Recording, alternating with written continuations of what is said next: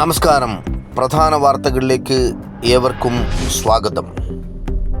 രാജ്യത്തിൻ്റെ 78ാം സ്വാതന്ത്ര്യദിനാഘോഷം സംസ്ഥാനത്ത് വിവിധ പരിപാടികളോടെ നടന്നു.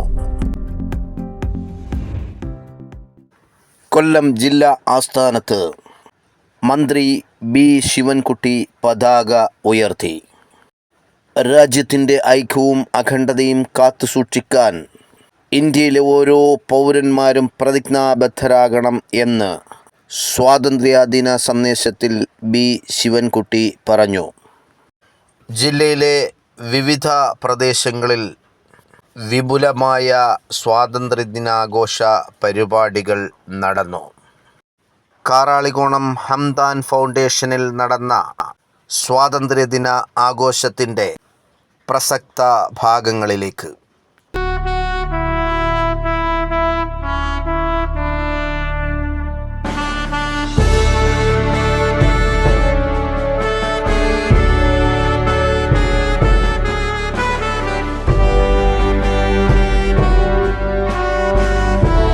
കൊല്ലം ജില്ലയിലെ ചടയമംഗലം പോരേടം അറുകാഞ്ഞിരം ഏലായിൽ മരമടി മഹോത്സവം നടത്തി.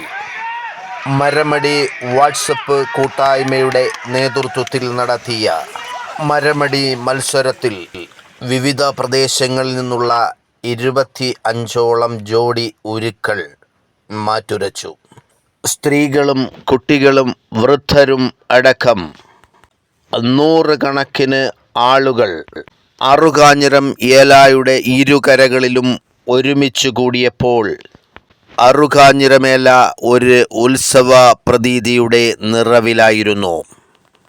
മരമടി മത്സരത്തിൽ വിജയികളായവർക്ക് ട്രോഫികളും ക്യാഷ് അവാർഡും വിതരണം ചെയ്തു. വൈകുന്നേരം 5 മണിക്ക് ശേഷം നടന്ന ചടങ്ങിൽ മരമടി പ്രേമികളും സാമൂഹിക, രാഷ്ട്രീയ, സാംസ്കാരിക, പൊതുമേഖലകളിലൊക്കെ പ്രവർത്തിക്കുന്ന വിശിഷ്ട വ്യക്തികളും പങ്കെടുത്തു. നിയമ തടസ്സങ്ങളൊന്നുമുണ്ടായില്ലെങ്കിൽ വീണ്ടും അടുത്ത വർഷവും മരമടി നടത്തുമെന്ന് സംഘാടകർ അറിയിച്ചു. ചെറിയ വിളനെല്ലൂരിനെ അടയാളപ്പെടുത്തിയിരുന്ന പൂവണത്തെ സംരക്ഷിക്കണമെന്ന് ആവശ്യം ശക്തം. ആദിത്യ പരിസ്ഥിതി സംരക്ഷണ സമിതിയുടെ നേതൃത്വത്തിൽ നൂറ്റാണ്ടുകൾ പഴക്കമുള്ള പൂവണത്തെ സംരക്ഷിക്കാനായി താൽക്കാലിക ചുറ്റുവേലി നിർമ്മിച്ചു. പ്രദേശത്തിൻ്റെ പൈതൃകം കാത്ത് സംരക്ഷിക്കുന്നതാണ് പൂവണത്തമ്മൂട് ചെറിയുള്ളി നെല്ലൂർ. അത് ആദിത്യ പരിസ്ഥിതി സംരക്ഷണ സമിതി എന്ന് പറഞ്ഞിട്ട് ഒരു സമിതി പരിസ്ഥിതിയെ സംരക്ഷിക്കുന്നതോടൊപ്പം തന്നെ വികസന പ്രവർത്തനങ്ങളിലും അതോടൊപ്പം തന്നെ ഈ തൊട്ടടുത്തുള്ള ഈ മാർക്കറ്റിലെ മാലിന്യങ്ങൾ നീക്കുന്നതിനാവശ്യമായ നടപടി പഞ്ചായത്തും അതോടൊപ്പം ഗവൺമെൻറ്റും ചെയ്യണമെന്ന് ആവശ്യപ്പെട്ടുകൊണ്ട് ഞങ്ങൾ പ്രക്ഷോഭ സമരത്തിലാണ്. അതിൻ്റെ ഭാഗമാണ് ആഗസ്റ്റ് 15-ന് 78ാം പിറന്നാൾ ആഘോഷിക്കുന്ന ഇന്ത്യയുടെ സ്വാതന്ത്ര്യത്തിൻ്റെ 78ാം പിറന്നാൾ ആഘോഷിക്കുമ്പോൾ നമ്മുടെ നാടും ആ ഉത്സാഹത്തിലാണ്. അതിൻ്റെ അടിസ്ഥാനത്തിലാണ് ഈ നാടിൻ്റെ പൈതൃക വൃക്ഷമായ പൂവണം സംരക്ഷിക്കുന്നതിന് വേണ്ടി ഞങ്ങളൊരു കൂട്ടായ്മ ആയി ശ്രമിക്കുന്നത്. ഇതിപ്പോൾ നിലവിൽ എന്തെങ്കിലും കുഴപ്പമുണ്ടോ പൂവണത്തിന്?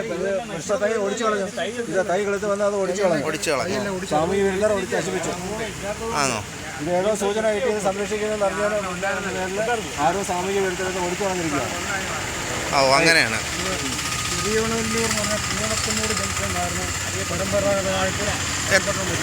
ഈ പൂവണത്തിൻ്റെ പേര് പേരിലായിരുന്നു. അപ്പോൾ അത് നമ്മുടെ പൈതൃകത്തിൻ്റെ ഒരു സൂചനയായിട്ടുള്ള ഇത് വൃക്ഷം നശിക്കരുത് എന്നുള്ളതാണ് നമ്മുടെ ജനങ്ങൾ ആഗ്രഹിക്കുന്നത്. ഒറ്റക്കെട്ടായിട്ട് നിങ്ങളൊരു തീരുമാനം എടുത്തിരിക്കുകയാണ്. ഈ ഇളമാട് പഞ്ചായത്തിൽ ഇതുപോലെ ഒരു വൃക്ഷം വേറെ ഇല്ല. ഈ ഒരു വൃക്ഷം മാത്രമേ ഇളമാട് പഞ്ചായത്തിലുള്ളൂ. പൂവണം വേറെ ഇല്ല.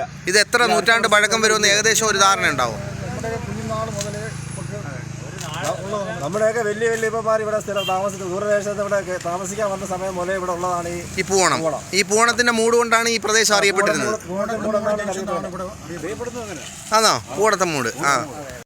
ചാറ്റൽ മഴയിൽ പോലും കുളമാകുന്ന കോട്ടുക്കൽ ജംഗ്ഷൻ.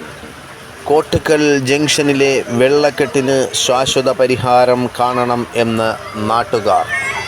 3 സൈഡിലുണ്ടായിരുന്ന കലുങ്കുകളും അടഞ്ഞതാണ് ഈ വെള്ളക്കെട്ട് ഇവിടെ രൂപപ്പെടാൻ കാരണമെന്ന് നാട്ടുകാർ ആരോപിച്ചു. ഈ സ്ഥിരമായിട്ട് വെള്ളം ഇതുപോലെ തന്നെ ഈ വെള്ളക്കെട്ട് സ്ഥിരമായിട്ട് എത്ര കാലം കൊണ്ടുണ്ട്? ഈ റോഡ് പണിഞ്ഞതിന് ശേഷമാണ് അങ്ങനെ വന്നത്? അല്ലല്ല, അതിന് മുമ്പേ ഉണ്ടോ? കാരണം എന്ന് പറഞ്ഞാൽ ഈ കലങ്ങ് ഓട അടഞ്ഞു കിടക്കുക. ഈ ഓട അടഞ്ഞു കിടക്കുക പറഞ്ഞാൽ ഈ കടയിലെ അത് ഇതൊക്കെ കൊണ്ടൊക്കെ ഇടുന്നുണ്ടായിരിക്കും. ഓട അടഞ്ഞതുകൊണ്ടാണ് ഇപ്പൊ നിലവിൽ ഈ വെള്ളക്കെട്ട് രൂപപ്പെട്ടത്. മഴ പെയ്തു. എങ്ങനെ?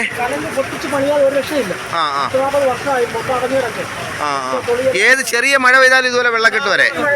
നിറഞ്ഞു കവിഞ്ഞ് റോഡിലൂടെ ഒഴുകുന്ന വെള്ളീഞ്ചൽ ചിറ. ഇളമാട് പഞ്ചായത്തിലെ കാറാളികോണം വെള്ളീഞ്ചൽ ചിറ നിറഞ്ഞൊഴുകാൻ തുടങ്ങിയിട്ട് ദിവസങ്ങൾ. റോഡിൻ്റെ ഇടത് സൈഡിലായി ഈ വെള്ളം ഒലിച്ചിറങ്ങുന്നത് മൂലം വലിയ കുഴി രൂപപ്പെട്ടിരിക്കുകയാണ്. വെള്ളത്തിൻ്റെ റോഡിലൂടെയുള്ള ഒഴുക്ക് തുടരുന്നതിനനുസരിച്ച് ഈ കുഴി വലുതായിക്കൊണ്ടിരിക്കുകയാണ്. ഈ കുഴിയിലുള്ള ടാറും മെറ്റലുമൊക്കെ ഒഴുകിപ്പോയി വരുന്ന വാഹനങ്ങളിൽ കുഴിയിൽ വീഴാതിരിക്കാൻ വേണ്ടി ഒരേ സൈഡിലൂടെ പോകുമ്പോൾ അപകടങ്ങൾ ഉണ്ടാകാൻ സാധ്യത ഏറുന്നു. അടിയന്തരമായി ഈ വിഷയത്തിൽ ഒരു ശാശ്വത പരിഹാരം ഉണ്ടാകണമെന്ന് നാട്ടുകാർ ആവശ്യപ്പെടുന്നു.